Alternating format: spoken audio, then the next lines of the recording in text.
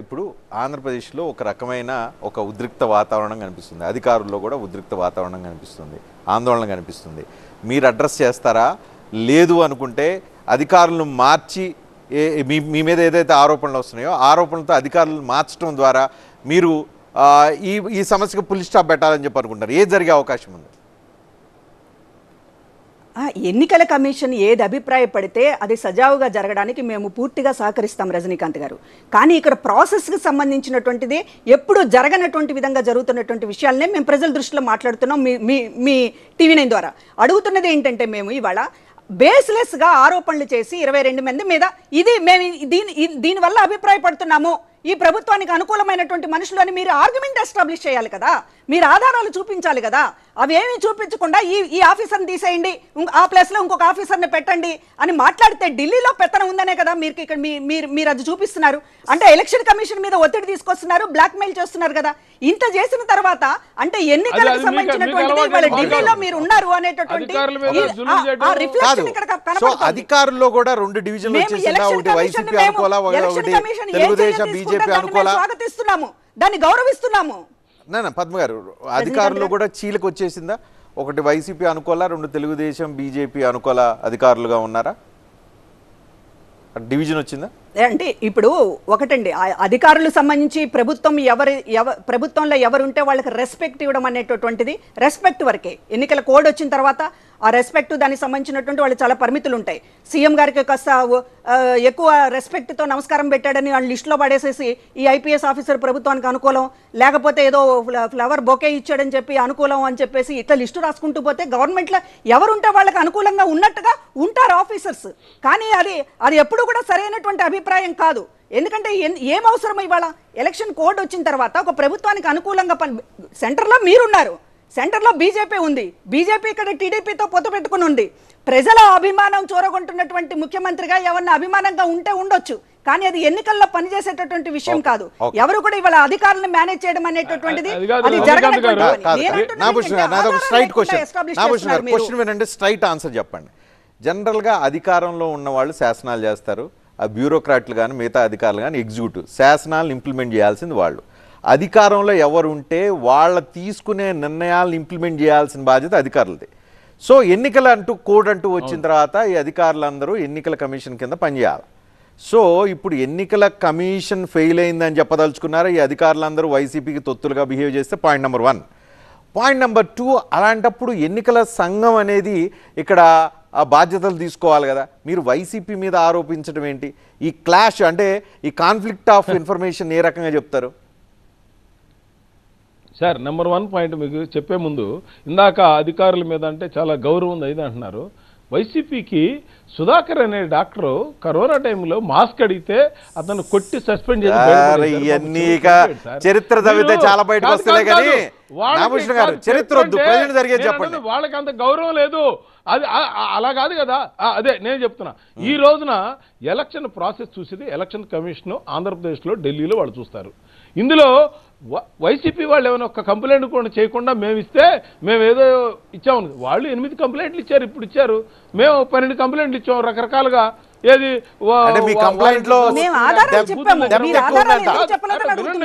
మీరు ఆధారాలు తీస్తే ఏమంటే ఎలక్షన్ కమిషన్ వీళ్ళు చెప్పినట్టు చేయాలండి.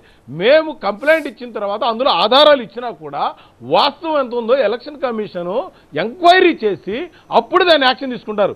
ఇవాళ మేము ఎలక్షన్ కమిషన్ ఇండివిజువల్గా పనిచేసే వ్యవస్థ తప్పితే కేంద్ర ప్రభుత్వం కింద ఎందుకు పనిచేస్తుందండి? మేమన్నా వైసీపీ ప్రభుత్వంలో కదా మేము అధికారుల మీద స్వారీ చేయడానికి. మాకు ఒక సిస్టమ్ ఉంది, ఆ సిస్టమ్ ఫాలో అవుతాం.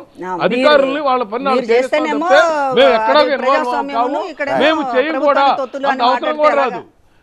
ఏంటి నాగభూషణ్ గారు, సరే సమస్య పరిష్కారం ఏంది? సమస్య పరిష్కారం ఏంది?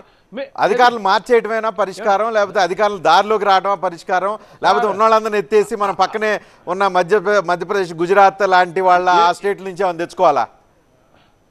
సార్ మీకు ఉన్న 120 మంది ఐఏఎస్లు, 120 మంది ఐపీఎస్లు ఉన్న దాంట్లో నమ్మకం లేదు కదా వాళ్ళ మీద మీకు. మన గుజరాత్ నుంచి ఏమైనా తెప్పిద్దామా? నమ్మకం ఉందండి. అడుగుదామా? మీరు రజనీకాంత్ గారు దయచేసి వినండి.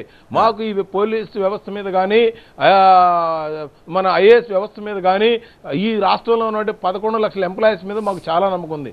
కాకపోతే కొంతమంది తప్పులు చేస్తారు కాబట్టి తప్పులు చేసినప్పుడు మీ ఎలక్షన్ కమిషన్ దృష్టికి తీసుకువెళ్ళాలి కాబట్టి అంటే మీరు పాయింట్ అవుట్ చేసిన వాళ్ళే తప్పులు చేస్తారు, మిగతా వాళ్ళు ఎవరు చేయరు, మిగతా వాళ్ళందరూ క్లీన్ చిట్. మీరు అలానే కాదు కదా, మరి ఎవిడెన్స్ అదే కదా సార్, ఎవిడెన్స్ అదే కదా. I'm the evidence. నేను చెప్తున్నా కదా, నేను శ్రేయస్ దగ్గరికి వెళ్తే మమ్మల్ని వెళ్ళనీయకుండా ఆపుతా ఉన్నారు. చిలకలూరుపేట నుంచి బయట రండి సార్, అది అయిపోయి చాలా కాలం అయింది. అనమాట. ఏంటంటే ఇంత చిన్న విషయం దగ్గర వాళ్ళు అంత దారుణంగా బిహేవ్ చేస్తారు. ఏంటి దీనికి సొల్యూషన్? వాళ్ళు మార్చడమే. 22 మంది మీకు హార్డ్ కోర్ ఫ్యాన్స్ లాగా పనిచేస్తున్నారు అధికారులు అంటున్నారు. 22 మంది తీసేయడం వాళ్ళ లక్ష్యం అని అంటున్నారు. 22 వెళ్ళిపోతే ఏంటి, ఓకేనా మీకు? నేను 22 గురించి మాట్లాడడం లేదు, కానీ ఎప్పుడు దాదాపు వాళ్ళు సర్వీస్కి వచ్చిన దగ్గర నుంచి చూసుంటారు, అనేక మంది ముఖ్యమంత్రులను చూసుంటారు.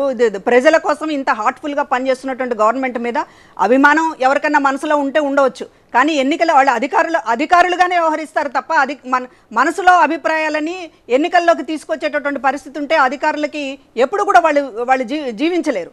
అధికారులుగానే ఉంటారు. మీరు ఎక్కడైనా చూడండి, ఐపీఎస్లా ఐఏఎస్లా లేకపోతే ఇదని, కానీ ఎవరో ఎక్సెప్షన్గా 1 or 2 persons ఉంటే ఉండొచ్చు, కానీ మీరు చెప్పినట్టుగా 22 మంది లిస్టు అసలు నేను అడుగుతున్నాను. ఎలక్షన్ కమిషన్ ముందు పురంధరేశ్వరి గారికి ముందు చివాట్లు పెట్టాలి ఒక రకంగా. అసలు ఆల్టర్నేటివ్ ఆఫీసర్లని చెప్పడానికి ఆవిడ ఎవరు అనేటటువంటిది పరిధేంటి అనేటటువంటి ఎలక్షన్ కమిషన్ అడగాలి కదా. అంటే ఏమనుకుంటున్నారు మీరు?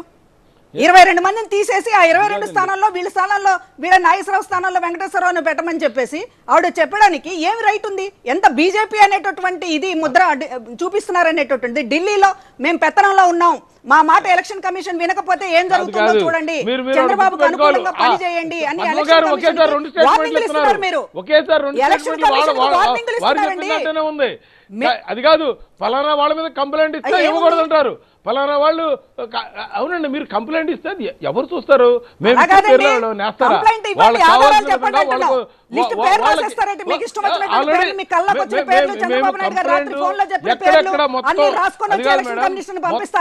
మేము మీరు ఏమి ఇన్వెస్టిగేషన్ చేశారు?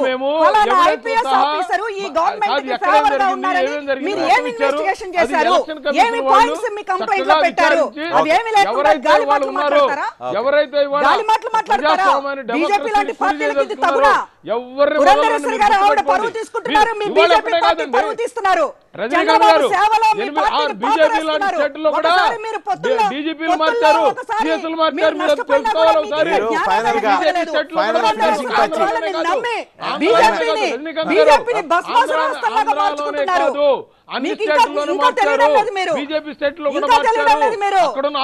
చంద్రబాబు గారి సేవకి చివరికి ఎలక్షన్ కమిషన్ కూడా పరంగా పెడుతున్నారు. మీరు ఎట్లా పెడతారండి? మీరు ఆల్టర్నేటివ్ నేమ్స్ ఆవిడకున్నటువంటి రైట్ ఏంటి? ఆవిడకున్నటువంటి పరిధి ఏంటి? చెప్పండి. మేము పెట్టగలమా? ఈ ఆఫీసర్ని తీసేసి ఇంకొక ఆఫీసర్ని పెట్టండి, మేము పెట్టగలమా? ఢిల్లీలో మీరు పీఠంలో ఉన్నారనేటటువంటి ఒక ఇది కాకపోతే ఏం అధికారం ఉంది? ఏం అర్హత ఉంది? ఎవరైతే ప్రజాస్వామ్యాన్ని కూరి ఏం రూల్స్ ఫాలో అయ్యారండి? వాళ్ళు ఎలక్షన్ ఏమి రూల్స్ ఫాలో అయ్యారు?